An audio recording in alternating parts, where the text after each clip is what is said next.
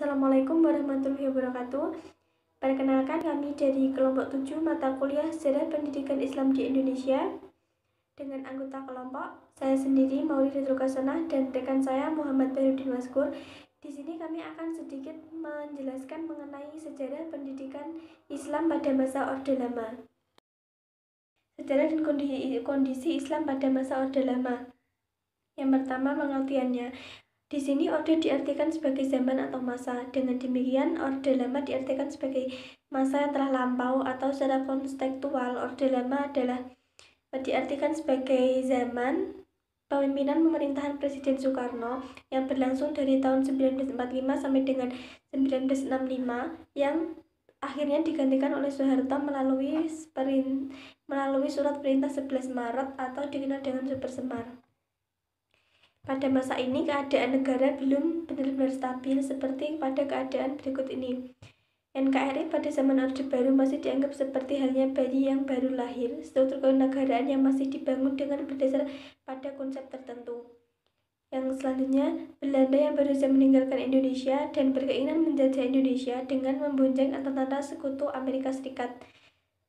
Selanjutnya, secara politik, berbagai kekuatan yang dimiliki negara Indonesia yang baru merdeka itu belum terkondisikan dengan baik. Selanjutnya, secara diplomatik, berdirinya NKRI ini baik dalam keadaan maupun keluar harus diperjuangkan. Yang terakhir, membentuk dan mengisi struktur pemerintahan negara.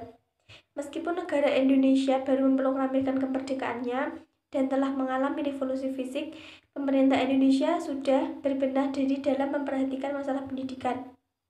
Seperti halnya Menteri Pendidikan, Pengajaran, dan Kebudayaan pertama, Ki Hajar Dewantoro, mengeluarkan instruksi umum yang isinya memerintahkan kepada seluruh kepala sekolah dan guru untuk mengibarkan sang merah putih tiap hari di dalam sekolah, melakukan lagu kebangsaan Indonesia Raya, menghentikan pengibaran bendera Jepang dan menghapuskan nyanyian Kimigayo lagu kebangsaan Jepang, menghapuskan pelajaran bahasa Jepang serta segala upacara yang berasal dari pemerintahan bala tentara Jepang, memberi semangat kebangsaan kepada semua murid-murid.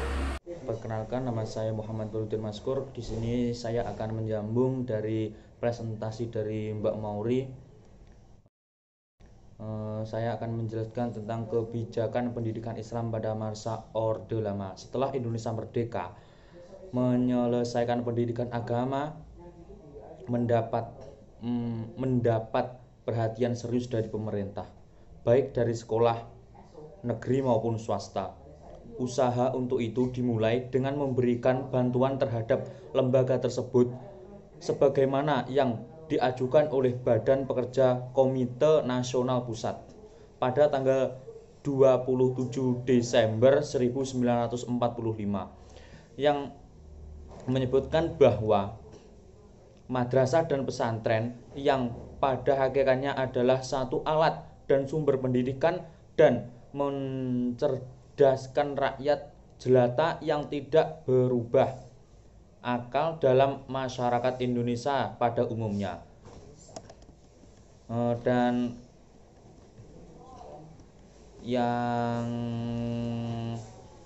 sementara itu, bila membicarakan organisasi Islam dan kegiatannya di bidang pendidikan sudah tentu tidak bisa terlepas dari pembicaraan bentuk, sistem, dan cita-cita bangsa Indonesia yang baru merdeka. Kemerdekaan Indonesia merupakan hasil perjuangan yang sekian lama, terutama melalui berbagai organisasi pergerakan baik sosial, agama maupun politik. Dan yang selanjutnya yaitu lembaga dan kurikulum pendidikan Islam pada masa Orde Lama. Yang pertama yaitu ada madrasah. Mempelajari madrasah di sini tugasnya yaitu mempelajari perkembangan Departemen Agama sebagai dalam politis yang dapat mengatakan posisi madrasah sehingga memperoleh perhatian yang terus-menerus dari kalangan pengambil kebijakan tertentu. Jenjang pendidikan dalam sistem madrasah terdiri dari 3 jenjang. Yang pertama yaitu madrasah ibtidaiyah, yang kedua dan madrasah ibtidaiyah ini setara dengan SD, dan yang kedua madrasah sanawiyah setara dengan SMP, dan yang terakhir madrasah aliyah ini setara dengan SMA atau SMK. Dan yang kedua yaitu perguruan tinggi Islam, khususnya terdiri dari fakultas-fakultas agama, melalui mendapat perhatian pada tahun 1950 pada tanggal 12 Agustus 1950. Fakultas Agama UII dipisahkan dan diambil alih oleh pemerintah pada tanggal 26 September.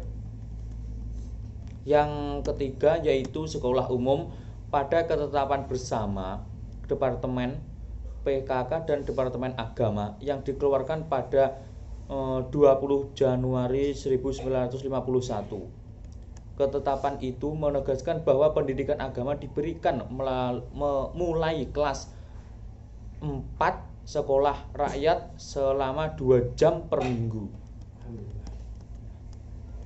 Sekolah menengah pertama mempelajari agama diberikan 2 jam per minggu sesuai dengan agama pada murid. Yang keempat, pesantren Indonesia klasik, semacam sekolah swasta keagamaan yang menyediakan asrama untuk memberikan pendidikan yang bersifat pribadi, baik dari guru maupun muridnya, merupakan suatu masyarakat yang hidup serta bekerja sama mengerjakan tanah milik pesantren agar dapat memenuhi kebutuhan sendiri. Yang kelima, madrasah diniyah, sekolah yang memberikan pengajaran tambahan bagi murid negeri yang berusia 7-20 tahun. Pelajaran ini berlangsung di dalam kelas kira-kira 10 jam seminggu di waktu sore pada sekolah dasar dan sekolah menengah 4 tahun pada sekolah menengah 4 tahun. Yang terakhir, madrasah swasta, yaitu pesantren yang dikelola secara modern yang bersamaan dengan pengajaran agama juga diberikan pelajaran umum. Sekian tadi penjelasan dari kelompok kami. Apabila ada kurang lebihnya mohon maaf. Wassalamualaikum warahmatullahi wabarakatuh.